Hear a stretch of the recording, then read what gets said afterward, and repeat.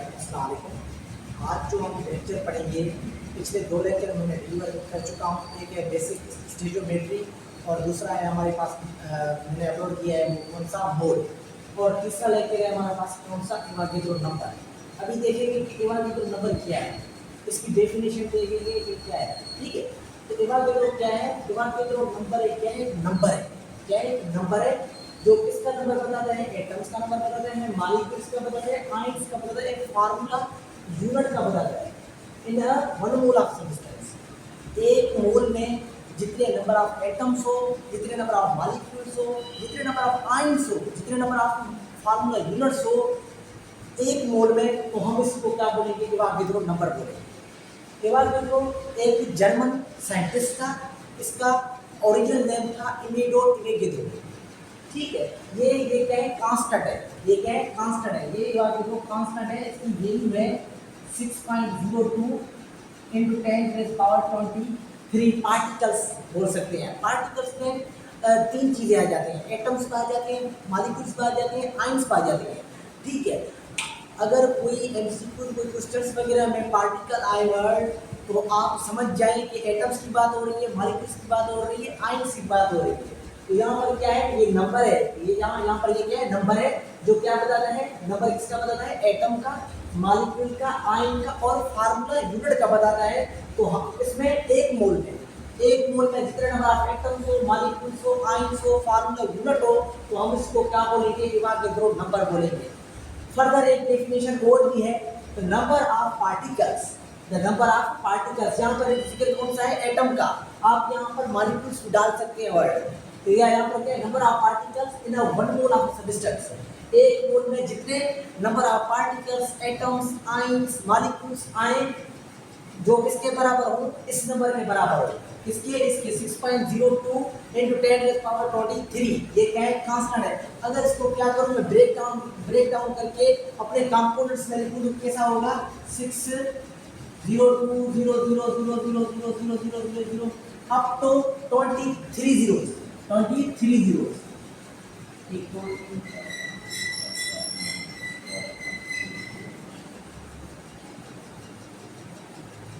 ये क्या है? एक लार्ज ह्यूज नंबर है। इसको हम कैसे क्या किया है? इसको एक्सपोनेंशियल नोटेशन में हम क्या किया? लिखा है। तो ये हमारे पास क्या है? एक कांस्टेंट नंबर है जिसको हम इवागेड्रो नंबर बोल सकते हैं। अब देखें कि इसकी एग्जांपल क्या होंगे। एग्जांपल सिंपली एग्जांपल क्या हो सकते हैं? 1 mole of hydrogen. 1 mole of hydrogen में कितने नंबर ऑफ पार्टिकल्स होंगे? 6.02 × 10⁻23। अच्छा, यहाँ पर ये क्या है? एटम है, सिंगल स्टेट में है, तो यह क्या लिखूंगा मैं? यहाँ पर एटम्स। ठीक है, ऐसे ही 1 मोल ऑफ H2, ये यहाँ पर क्या है? Molecular elements. क्या है? मॉलिक्यूलर एलिमेंट्स है। इसमें नंबर ऑफ पार्टिकल कितने होते हैं? 6.02 × 10⁻23। क्या है? मॉलिक्यूल। तो मॉलिक्यूल यहाँ पर मैं लिखूंगा। अच्छा, तो 1 मोल ऑफ में यहाँ पर 1 मोल ऑफ NaCl, ये यहाँ पर क्या है? फार्मूला यूनिट है। तो ये इसमें नंबर ऑफ पार्टिकल कितने होंगे? सेम 6.02 × 10⁻23। यहाँ पर क्या लिखूंगा मैं? Formula unit. और यहाँ पर 1 मोल ऑफ Na क्या आ जाए? आयन आ जाए। आयन पॉजिटिव, आयन के निगेटिव दोनों आ सकते हैं। यहाँ पर मैं क्या लिखता हूँ? आयन लिखता हूँ -OH, हाइड्रोक्सी आयन। इसका क्या है? 6.02 × 10⁻23। यहाँ पर ये आयन का है, आयन है, तो इसका क्या होगा? आयंस में लिखूंगा। यहाँ पर क्या लिखूंगा? आयंस लिखूंगा, आयन का है। ठीक है, ये क्या है हमारे पास? सारे atom, molecule, formula unit, ions. इसमें जो नंबर होते हैं, नंबर ऑफ इसमें इवागेड्रो नंबर कितने होगा? ये किसके बराबर है? इसका टोटल ये Na के बराबर है। किसके? Na means Avogadro number. ठीक है बच्चे, तो ये क्या है? इवागेड्रो नंबर के बराबर बोल सकते हैं। आप बोल सकते हैं यहाँ पर लास्ट में 1 मोल बराबर है 6.02 × 10⁻23। यहाँ आप कह सकते हैं 1 मोल इक्वल होता है Na। ठीक है, या आप ये बोल सकते हैं 1 मोल इक्वल होता है नंबर ऑफ पार्टिकल्स की।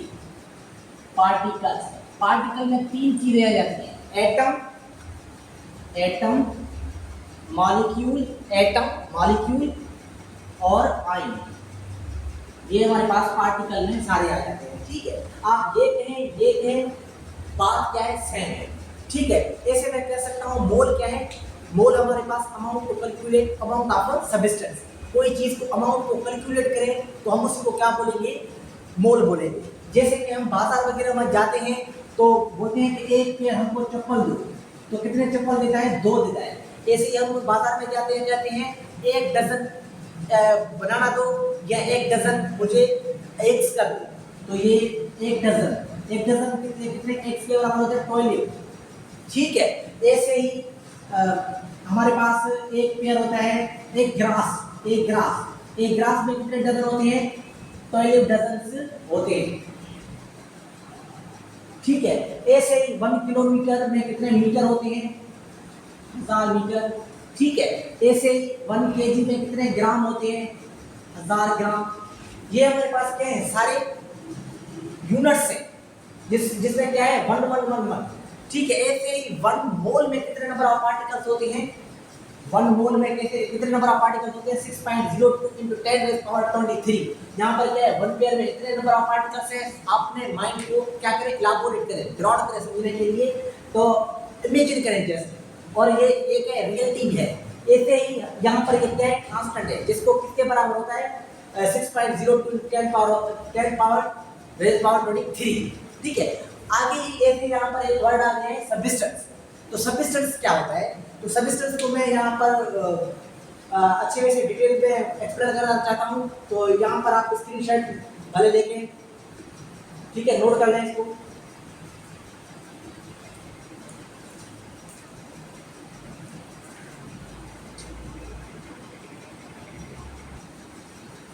अच्छा, अब देखेंगे सब्सटेंस क्या होता है। बोलते हैं ना कि number of atoms, molecules, ions, formula, unit in a 1 mole of substance. देखेंगे कि हमारे पास सब्सटेंस आखिर है क्या चीज।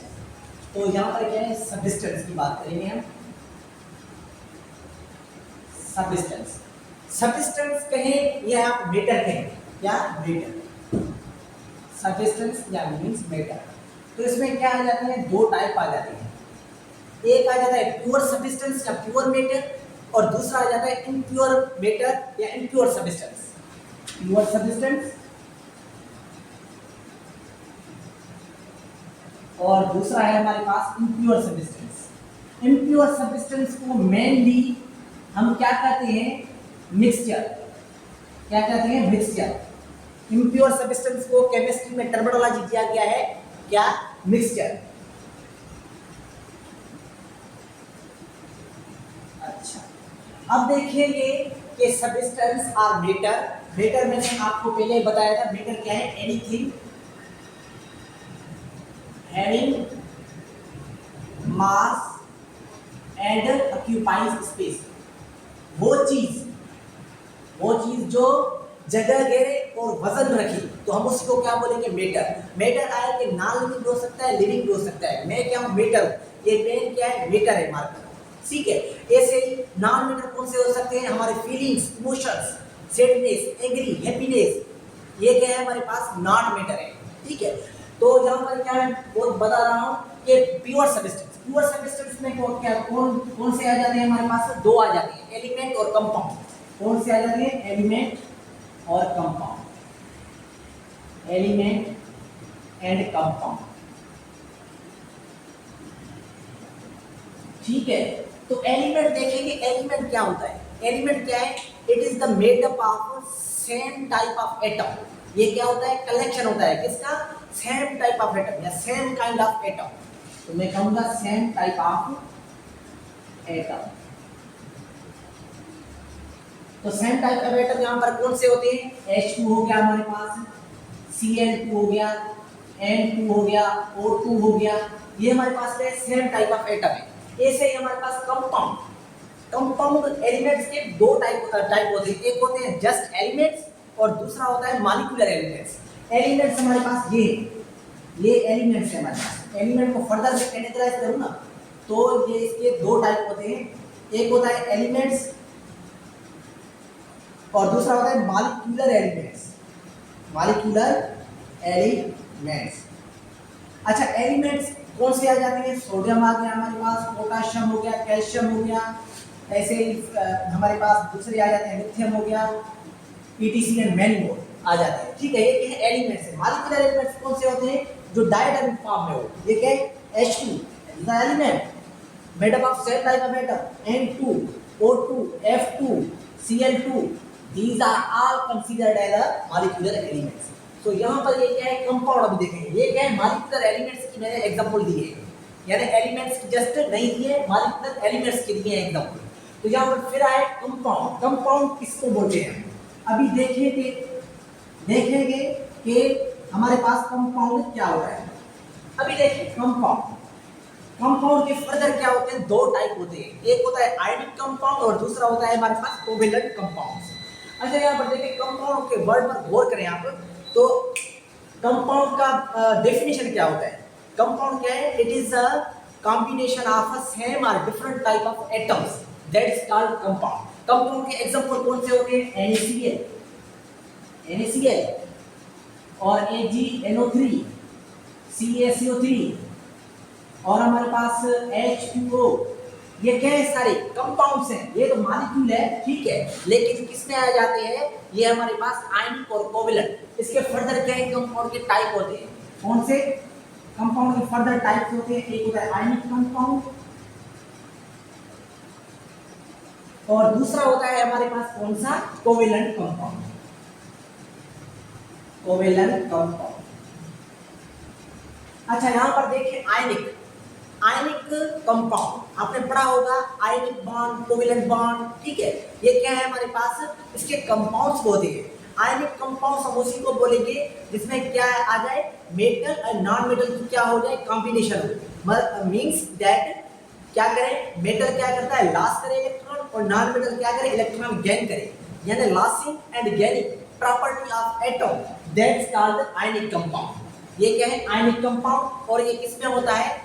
मेटल की और नॉन मेटल की क्या है? प्रॉपर्टीज है। मेटल की प्रॉपर्टी ये है कि इलेक्ट्रॉन लॉस करेगा, और नॉन मेटल की प्रॉपर्टी ये है कि इलेक्ट्रॉन क्या करेगा? गेन करेगा।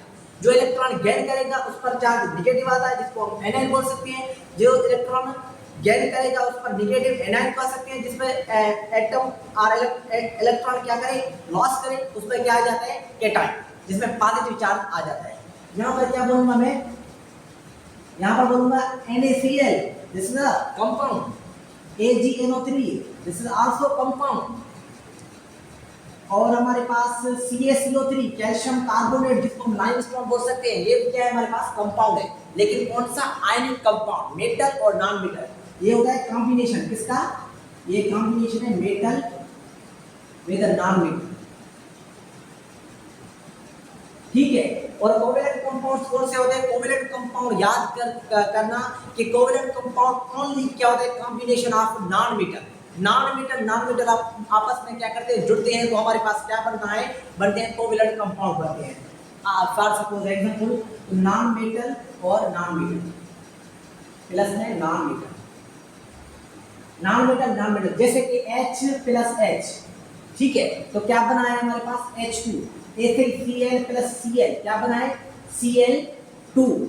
ऐसे ही हमारे पास F plus F, chlorine F, तो क्या बनेगा हमारे पास? F2। ये क्या है? सारे नॉन मेटल है। क्यों नॉन मेटल है? गैस है सारी। क्या है? Gases are a bad conductor of electricity. तो यहाँ पर देखें, ये क्या है? हमारे पास गैस है, ये क्या है? गैस है, ये भी गैस है, ये भी गैस है, ये गैस है, ये भी गैस है। आया कि गैस सेम एटम में हो सकते हैं, यानी एलिमेंट्स हो सकते हैं, और डिफरेंट टाइप ऑफ एटम भी हमारे पास गैसेस हो सकते हैं, जैसे कि H2O, this is also called a covalent compound. क्यों? क्योंकि हाइड्रोजन भी गैस है हमारे पास, ऑक्सीजन क्या है? गैस है, फिजिकल स्टेट क्या है हमारे पास? गैस है। अच्छा देखिए H2O, ये क्या है? मॉलिक्यूल है, लेकिन कौन सा बोलेंगे? आयनिक कंपाउंड का मॉलिक्यूल नहीं बोलेंगे। ये क्या है? कोवेलेंट कंपाउंड का ये मॉलिक्यूल है। तो ये क्या है हमारे पास? कोवेलेंट मॉलिक्यूल है हमारे पास। क्यों? क्योंकि ये भी गैस है, ये भी गैस है। Gases are a bad conductor of electricity, then we are called a molecule. Molecule क्या होता है? कॉम्बिनेशन होता है किसका?